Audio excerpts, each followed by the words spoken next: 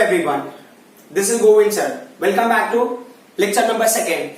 Continuation of force and laws of motion chapter.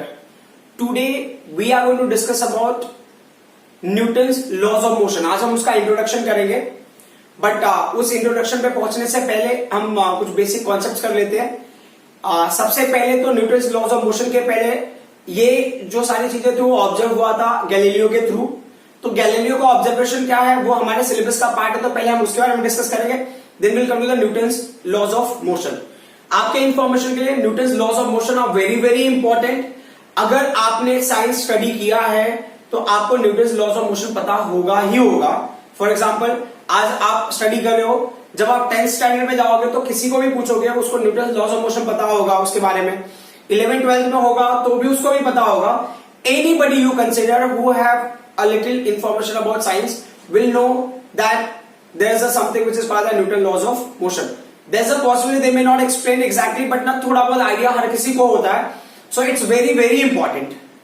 So एक और चीज होता है कि न्यूटन लॉज ऑफ मोशन आपको ना किसी भी स्टैंडर्ड में आप चले जाओ, अगर आप साइंस से लिंक्ड हो तो न्यूटन्स लॉज ऑफ मोशन आपको यूज करना ही करना होगा. कहीं ना कहीं किसी न किसी फॉर्म में न्यूटन्स लॉज ऑफ मोशन को आप यूज कर ही लोगे. ठीक है, तो अब हम आ जाते हैं टॉपिक पे. तो सबसे पहला पॉइंट है कि गैलीलियो के ऑब्जर्वेशन के बेसिस पे हमें बताना है. तो पहला जो स्टेटमेंट हम लिखेंगे, गैलीलियो ने क्या किया ना, इन्होंने एक इंक्लाइन प्लेन लिया. ही टुक अ इंक्लाइन प्लेन. ठीक है, और इंक्लाइन प्लेन से उन्होंने क्या किया, एक ऑब्जेक्ट को रोल कराया. तो ऑब्जेक्ट मतलब ना यहाँ पे जो ऑब्जेक्ट है ये आप मार्बल ले लो. उन्होंने मार्बल को रोल करा के देखा कि व्हाट इज हैपनिंग, और उसके बेसिस पे उन्होंने कंक्लूजन निकाला. ठीक है, तो यहां पे आप लिखेंगे Galileo's observation based on Marble's motion on an inclined plane. पहले ना कैसे ऑब्जर्व किया है वो चीजें तो हम डिस्कस करेंगे. उनका ऑब्जर्वेशन क्या था मैं उस पॉइंट में, क्योंकि आपके ना बुक के हिसाब से मैं चल रहा हूं. तो इन्होंने जो इनका पहला ऑब्जर्वेशन था दैट वाज लाइक कि marble moves with a constant speed, है ना. सो अभी ऑब्जेक्ट है तो इन्होंने क्या बताया, marble moves with the constant speed. Marble moves with constant speed. तो उन्होंने क्या देखा कि उसके ऊपर कोई फोर्स एक्ट नहीं हो रहा है. Means no external force acting. कोई आउटसोर्स नहीं है जिसकी वजह से उसके ऊपर फोर्स लगे और उसकी स्पीड को कोई कम करे. तो इन्होंने बताया कि इसका मतलब क्या हो गया कि no force on the marble. अभी बोल रहे नो फोर्स को अगर आप एक्सप्लेन करना हो तो आप ऐसे बोल सकते हो, इसका मतलब होगा ये बैलेंस फोर्स हो गया. Balance force. So balance force की तरह एक्ट होगा, मतलब कि ना no force acting on the system at that moment. Understood. ये स्टेशनरी वाले कंडीशन को रिप्रेजेंट नहीं करेगा. ऑलरेडी बॉडी मोशन में है, उसके ऊपर उसके अलावा जो भी फोर्सेस एक्ट हो रहे वो बैलेंस हो गए होंगे.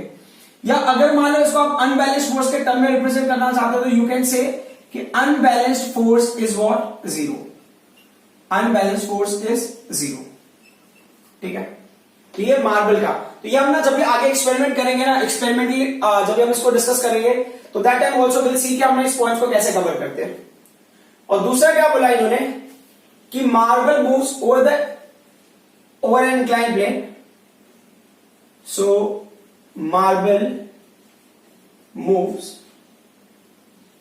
On an incline plane with variable velocity. अच्छा, ये ना स्पीड भी हो सकता है और आप उसको वेलोसिटी भी ले सकते हो, that is up to you. ठीक है, प्लेन विद वेरिएबल वेलोसिटी. तो वेरिएबल वेलोसिटी तो उसमें दो चीजें होती है. अच्छा, ये वेरिएबल वेलोसिटी से मूव हो रहा है, इसका मतलब क्या हो गया ना, उसके ऊपर ना अनबैलेंस्ड फोर्स एक्ट हो रहा है. Unbalanced force is acting on that. Unbalanced force acting. Clear. Unbalanced force की वजह से उसका स्पीड या तो इंक्रीज होगा या तो डिक्रीज होगा वेलोसिटी. अब इसमें ना कंडीशन होता है क्या, अब जो इस चैप्टर में जो नहीं है ना, अगले चैप्टर में जब आएंगे, नेक्स्ट चैप्टर है ग्रेविटेशन. तो ग्रेविटेशन चैप्टर में जब कोई बॉडी ना डाउनवर्ड डायरेक्शन में जा रहा होता है, मतलब फ्री फॉलिंग बॉडी, मतलब ऐसे आपने ड्रॉप किया नीचे जा रहा है या इंक्लाइन प्लेन से नीचे जा रहा है, तो कोई भी ऑब्जेक्ट अगर डाउनवर्ड डायरेक्शन में मूव कर रहा है तो वो मूव होता है because of one unbalanced force जिसको हम बोलते हैं ग्रेविटी, फोर्स ऑफ ग्रेविटी. तो ये क्या हो गया according to gravitation chapter. So according to gravitation chapter unbalanced force of gravity is acting on this. Unbalanced force of gravity acting on the marble, acting on the marble, ठीक है। अब इसमें भी ना जो फोर्स अंडर ग्रेविटी वाला जो condition है, इसके भी दो क्राइटेरियाज है कि मार्बल ऊपर मूव कर रहा है या डाउनवर्ड डायरेक्शन में मूव कर रहा है, ठीक है। तो अब ये क्या बोल रहे हैं, इसको अगर हम आगे ले लेते हैं ना, यहाँ पे देखो स्पेस नहीं है तो मैं यहाँ पे कर लेता हूं इसको आगे, इसके दो ब्रांच बनेंगे यहाँ पे। तो एक जो ब्रांच होता है क्या हो गया, मार्बल जो था ना, marble moves down, marble moves down, ठीक है। और यहां पे क्या होगा, मार्बल जो होगा क्या होगा, मूव्स अप, ठीक है। तो मार्बल अगर डाउन मूव कर रहा है तो क्या होगा, वेलोसिटी इंक्रीजेस, समझ में आ रहा है, वेलोसिटी इंक्रीजेस, क्लियर। और इससे हमें एक चीज ये पता चलता है कि जब ये मार्बल ऐसे मूव होगा, मान लो कि ये इसका बॉटम है ना, तो ये क्या वेलोसिटी इंक्रीज हो रहा है, तो बॉटम पे एक सर्टेन वेलोसिटी से रीच होगा, ठीक है, and reaches to bottom with certain velocity, reaches to bottom with certain velocity, ठीक है।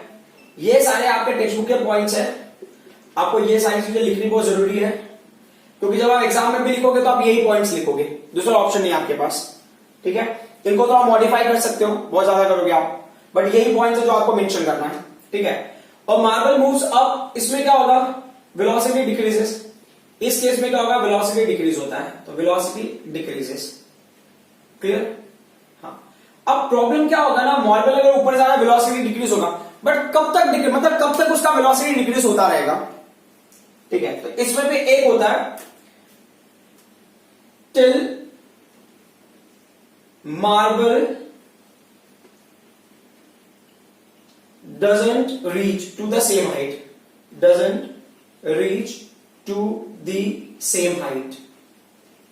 अच्छा, सेम हाइट मतलब किसका, कौन से हाइट का, मतलब doesn't reach to the same height, मतलब जिस हाइट से ड्रॉप किया है मार्बल, जब तक उस हाइट तक नहीं पहुंचता है तब तक क्या होता है, मार्बल ना अपने स्पीड को डिक्रीज कराता रहता है, और जैसे ही ना मार्बल उस हाइट तक पहुंचेगा, मार्बल क्या करेगा, रुक जाएगा।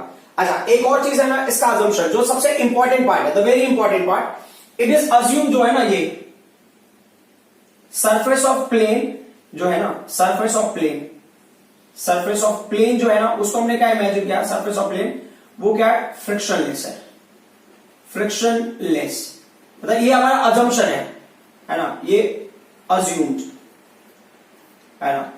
तो गैलीलियो ने अज्यूम किया कि अगर ये फ्रिक्शनलेस सरफेस होगा, उस पे से आपने मार्बल को रोल किया, तो मार्बल के दो क्राइटेरियाज होंगे, एक तो मार्बल विल गो डाउन, ठीक है, और marble will go up. Marble down इस पे जा रहा है, मार्बल अप कैसे जाएगा, अगर आपने इसके ऑपोजिट में एक दूसरा प्लेन आपने रख दिया, तो इसमें मार्बल क्या है, ऊपर जा रहा है, करेक्ट। तो while going down, when marble moves down, that time उसका स्पीड इंक्रीज होता है, when it is reaching to the certain, this, ये यहां पे पहुंचेगा, बॉटम पे पहुंचेगा, it will reach to the bottom with certain velocity, ठीक है। अगर आपको यहां पे ऐसे भी कर दोगे, ठीक है, यहां पे ये लिंक ऐसा, ठीक है, it will reach to the bottom with certain velocity, मतलब यहां पे वेलोसिटी इंक्रीज हो गया, बहुत ज्यादा वेलोसिटी हो गया, अब वो वेलोसिटी ही यूज हो रहा है इसको ऊपर ले जाने के लिए, so that velocity is used to take it up, take it up. So अब इस वेलोसिटी से ऊपर जाएगा, अब ये कब तक ऊपर जाएगा, तो वो लिखा है till marble doesn't reach to the same height. तो सेम हाइट मतलब अगर ये ग्राउंड हो गया, तो सेम हाइट आप देखो यहां पे, जैसे मार्बल इस हाइट पे आएगा, मार्बल क्या करेगा, रुक जाएगा, इज दैट क्लियर। ये पहला कंडीशन है, मतलब ये जो लेफ्ट हैंड साइड का प्लेन है उस पे से आपने मार्बल को रिलीज किया, राइट हैंड साइड प्लेन पे मार्बल ऊपर राइज होगा, जैसे वो इक्वल हाइट पे पहुंचेगा, मार्बल क्या करेगा, रुक जाएगा। अब ये क्या बोल रहे हैं, now you lower the right side का जो भी है ये प्लेन, सो अगर मैंने राइट साइड के प्लेन को थोड़ा सा लोअर कर दिया, तो we have taken little down. So अगर आप इसको लोअर करोगे तो क्या हमको दिखाई देता है, ऐसे करके ना हम 2-3 कंडीशंस ले लेते हैं, वी हैव टेकन 2-3 कंडीशंस, ठीक है।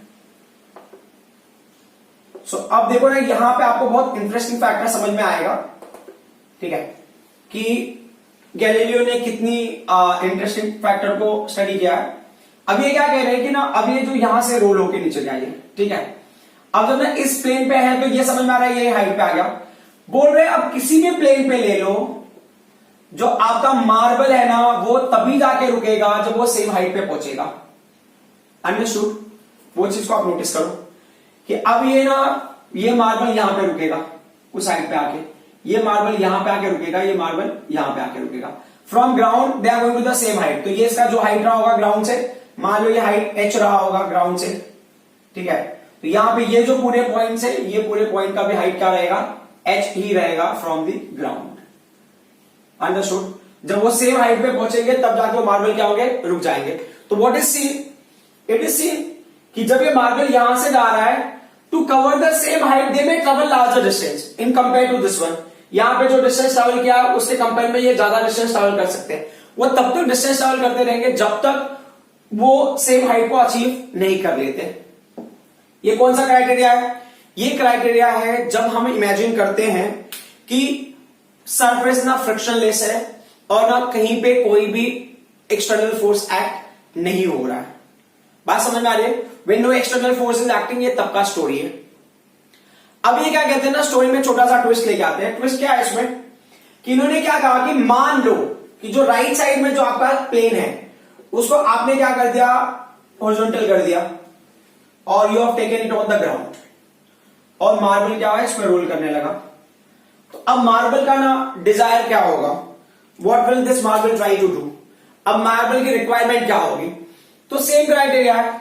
हर केस में मार्बल क्या करता था, मार्बल तब तक मूव कर रहा होता था till the time it is not achieving the same height. मान लो यहां पे हाइट है, कभी ना कभी कहीं ना कहीं जाके तो वो हाइट को अचीव करेगा, बराबर। बट अगर ये पैरेलल टू ग्राउंड है तो क्या होगा, marble will start moving and will keep moving throughout the life, will keep moving forever. This marble will move keep moving forever to achieve same height. But practically क्या है, वो height कभी achieve होगा ही नहीं। Are you getting my point. तो ये क्या करेगा, उस वेलोसिटी से, वो जो वेलोसिटी होगा ना यूनिफॉर्म वेलोसिटी होगा, उस वेलोसिटी से वो क्या करेगा, पूरे लाइफ टाइम तक मूव करता ही रहेगा। ये जो ऑब्जर्वेशन है ये वाला है, ठीक है। तो दे आर सेइंग मार्बल, जो मार्बल होगा moves with the constant speed of velocity. इसका मतलब क्या हो गया ना, ये मूव करते चले जा रहा है, कोई उसको कोई प्रॉब्लम नहीं है, it's going on going on going on with the desire कि कभी ना कभी वो उस हाइट को अचीव करेगा जिस हाइट से वो रिलीज हुआ है। बट ऐसा कभी नहीं होगा। तो मान लो अगर ना इनफाइनाइट तक अगर ये प्लेन शीट लगा रहेगा, इनफाइनाइट तक वो चला जा रहा है, इट्स गोइंग ऑन, तो उसका वेलोसिटी क्या होगा ना, उसी वेलोसिटी से जाता रहेगा। तो अगर वो सेम वेलोसिटी से जा रहा है, अभी देखो ना, अगर आप कहीं पे किसी ऑब्जेक्ट को थ्रो किया आपने, कोई ऑब्जेक्ट रुक गया, इसका मतलब किसी ने फोर्स लगाया होगा उसके ऊपर, बट ये रुक नहीं रहा है, इसका मतलब क्या हो गया, देयर इज नो फोर्स। या हो सकता है बैलेंस फोर्स होगा, बैलेंस फोर्स मतलब ना फोर्सेस इस तरीके से बैलेंस्ड हो गई है कि वो जिस स्टेट में उसी स्टेट को कंटिन्यू कर रहा है। फिर ये होगा लास्ट वाला क्या होगा, unbalanced force is what, zero. उसके ऊपर अनबैलेंस्ड फोर्स कोई भी नहीं है जिसकी वजह से वो ऑब्जेक्ट क्या रहा है, मूव करते जा रहा है, ठीक है। तो आप यहां पे मेंशन करोगे, ये पॉइंट में मैं ऐड कर देता हूं। So when plane on right side is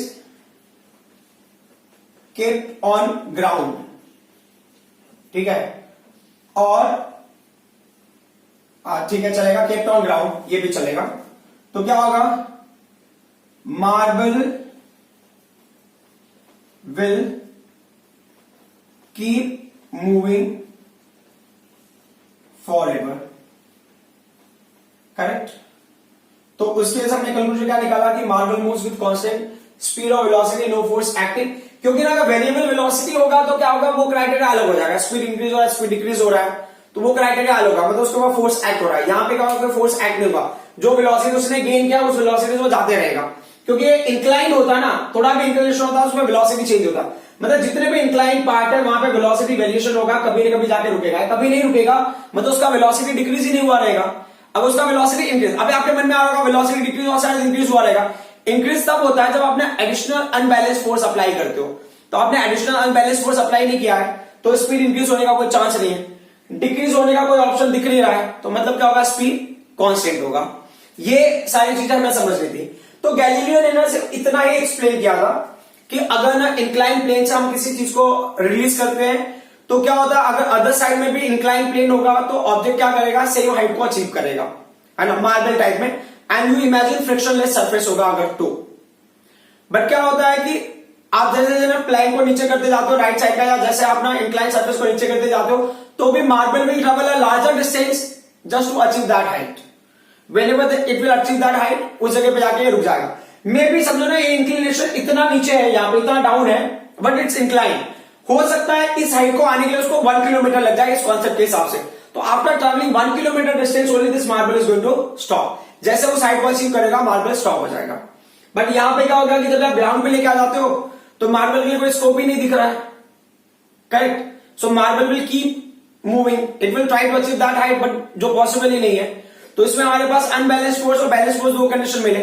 unbalance force में आपको क्या है, moving up and moving down दोनों का कंडीशन हो गया। यहाँ पे क्या होगा, बैलेंस फोर्स में मतलब फोर्स जीरो हो गया, that's why it is moving with the constant speed और वेलोसिटी। तो ये पॉइंट आपको हमेशा याद रहना चाहिए कि नेचर में कभी भी कोई ऑब्जेक्ट अगर ना यूनिफॉर्म वेलोसिटी से मूव कर रहा है उसके ऊपर फोर्स एक्ट नहीं होगा।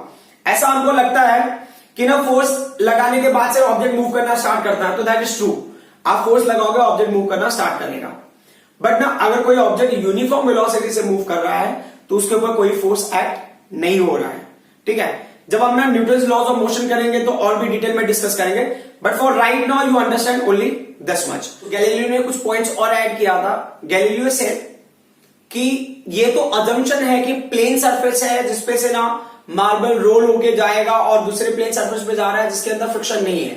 Practically we can't have a frictionless surface. Practically impossible to get frictionless surface.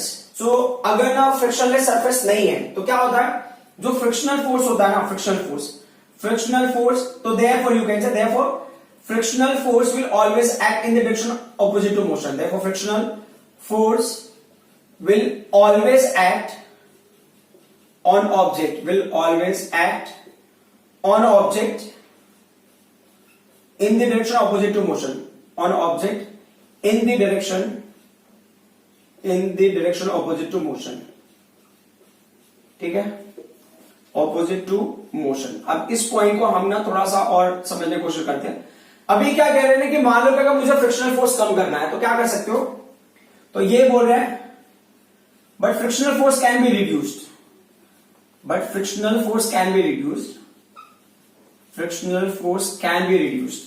अच्छा अगर मैं मार्बल के टर्म में ही लूं तो कैसे रिड्यूस करेंगे, ठीक है, can be reduce. First point क्या हो गया, by taking marble of very smooth surface, ठीक है, ठीक है। So second, by taking plane of smooth surface, plane of very smooth surface and highly polished, है ना। पॉलिश मतलब ना उसको इतना ज्यादा पॉलिश कर दिया है कि सरफेस बहुत ज्यादा प्लेन हो गया है, ठीक है, एंड हाईली पॉलिश।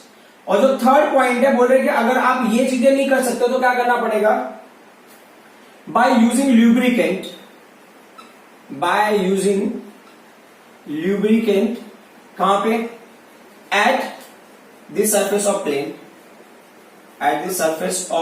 प्लेन, तो इस केस में क्या होगा, इसका मतलब ये नहीं कि ऑब्जेक्ट रुकेगा ही नहीं, इसका मतलब ये होगा कि object will move little more, ठीक है। तो practically impossible to get frictionless surface, frictional force will always act on object in the direction opposite to motion. तो इसका मतलब क्या हो गया, so there will be time when object has to stop, there will be time when object has to stop, ठीक है। तो अब ये ऑब्जेक्ट स्टॉप क्यों होगा, एज यू कैन सी इसके ऊपर ना एक्सटर्नल फोर्स एक्ट हो रहा होगा, इसलिए ये ऑब्जेक्ट क्या होगा, रुकेगा। एंड अनबैलेंस फोर्स, तो उस अनबैलेंस फोर्स को आपको अगर ना डिक्रीज करना है तो कैसे डिक्रीज कर सकते हो, ये कंडीशंस है, by taking marble of very smooth surface, और by taking plane of very smooth surface and highly polished, और by using the lubricant at the surface of plane. But हर जगह पे ये कंडीशंस एप्लीकेबल है, ये बहुत डिफिकल्ट है कहना, ठीक है।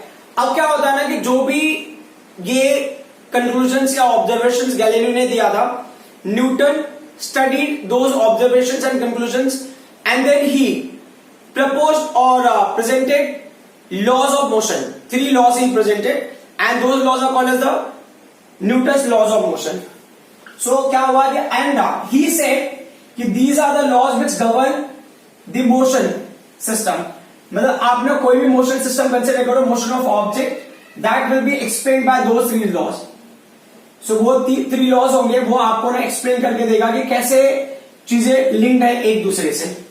ठीक है, अब ये क्या कह रहे हैं, ये न्यूटन्स का जो ऑब्जर्वेशन था वो देख लेते हैं। तो सबसे पहला पॉइंट है कि जो न्यूटन ने ऑब्जर्वेशन किया था तो क्या हो गया उसमें,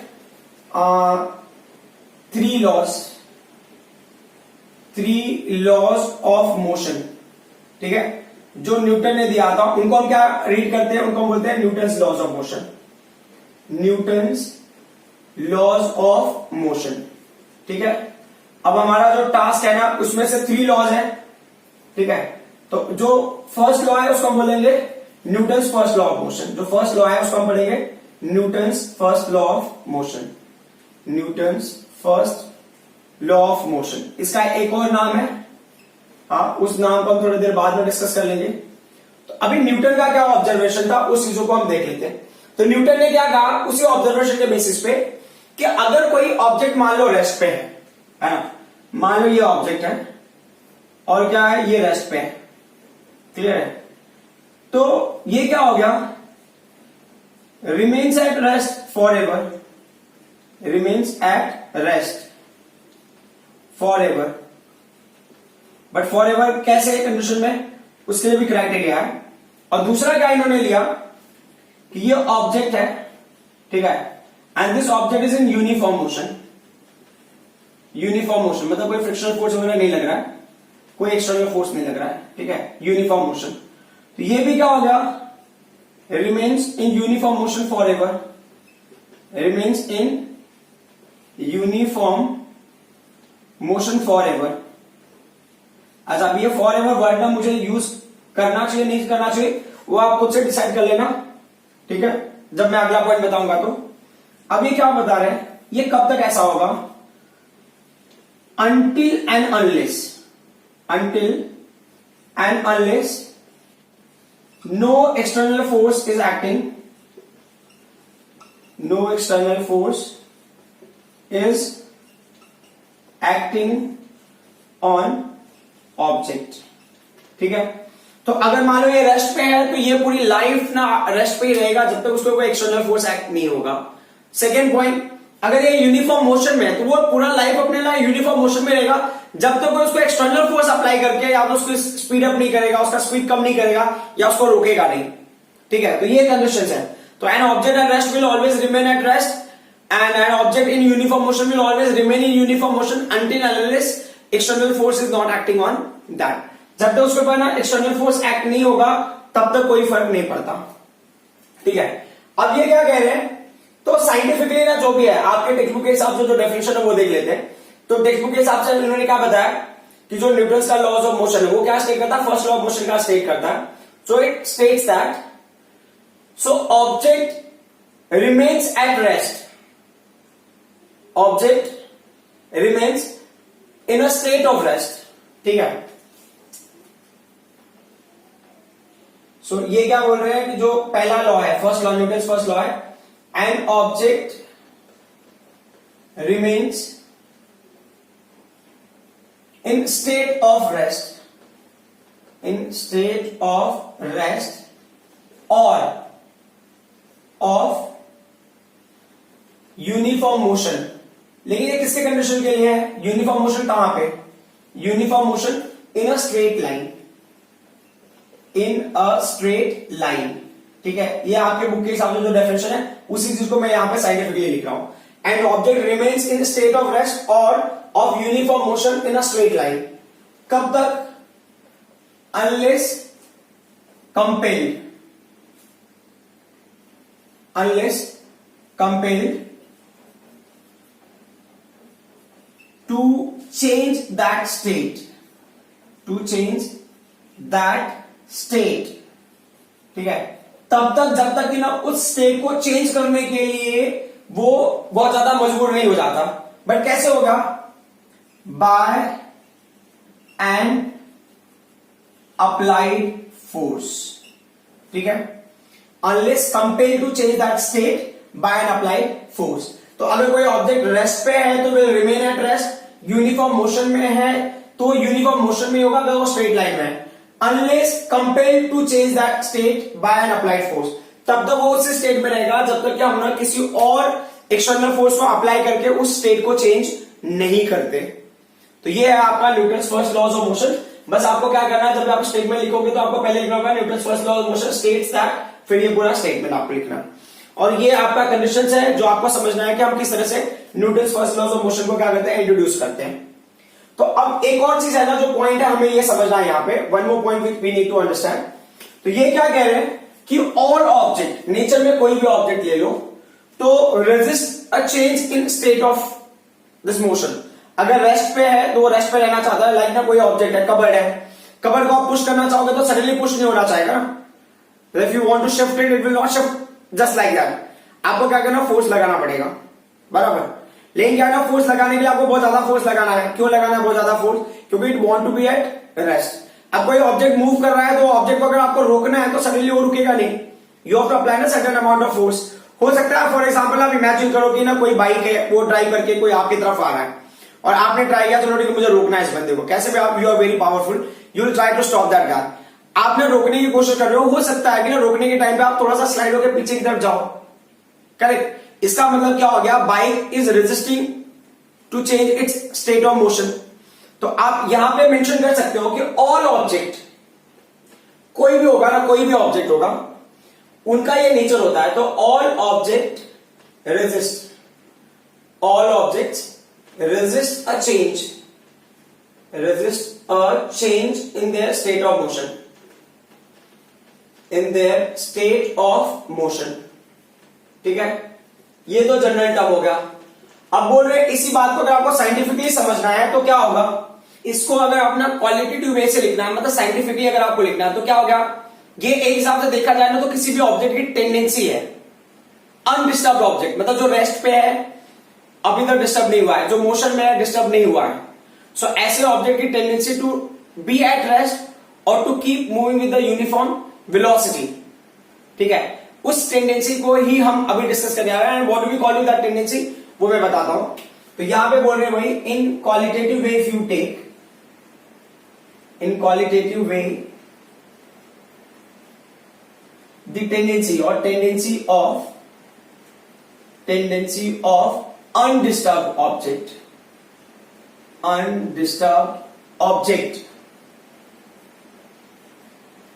to stay at rest and or to keep moving with same velocity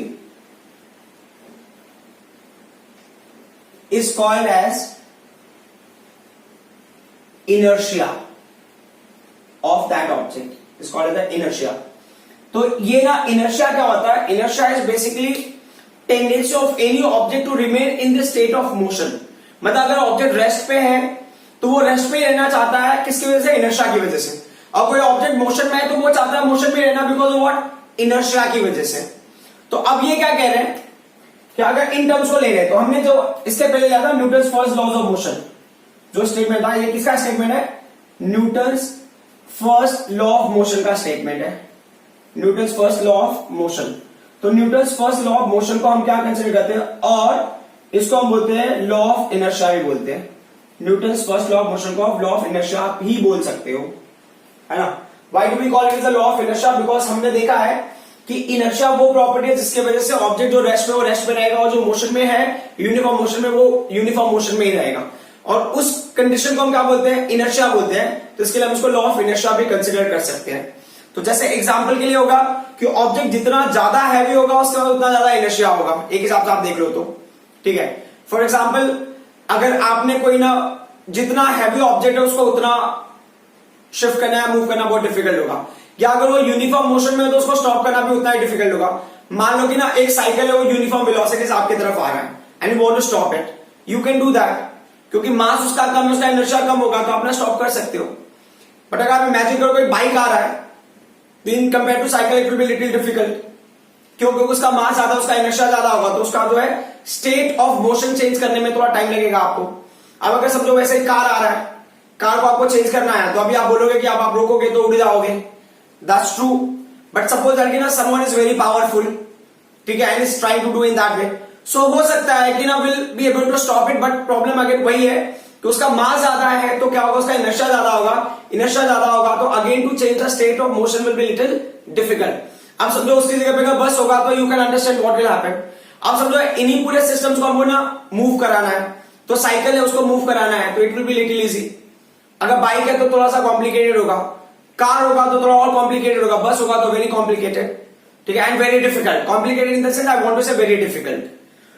सो ये सारी चीजें रिलेटेड है लॉ ऑफ इनर्शिया को। नेक्स्ट क्लास में हम ना एक दो एग्जांपल्स लेंगे लॉ ऑफ इनर्शिया का जो इससे लिंक्ड है। I hope what I explained up till now you people understood. This topic is not that difficult, but क्या होता है कि हम इसको फर्स्ट टाइम कर रहे हैं तो इसके लिए मैं स्लोली करा रहा हूं so that you people can understand it properly and effectively. और एक और चीज है, जो चीजें मैं बता रहा हूं आप अगर टेक्स्ट बुक रीड करोगे तो you'll find out I have covered everything and same वे से मैं कवर करा रहा हूं, तो कोई डिफिकल्टी नहीं होनी चाहिए आई थिंक, ठीक है। और ना मैं कोशिश कर रहा हूं कि आप ना वर्ड टू वर्ड आपके बुक के हिसाब से ही कवर हो जाए, और जो एग्जांपल्स मैं अपनी तरफ से ले सकता हूं I will try my best, I will try to give those examples also. Thank you very much.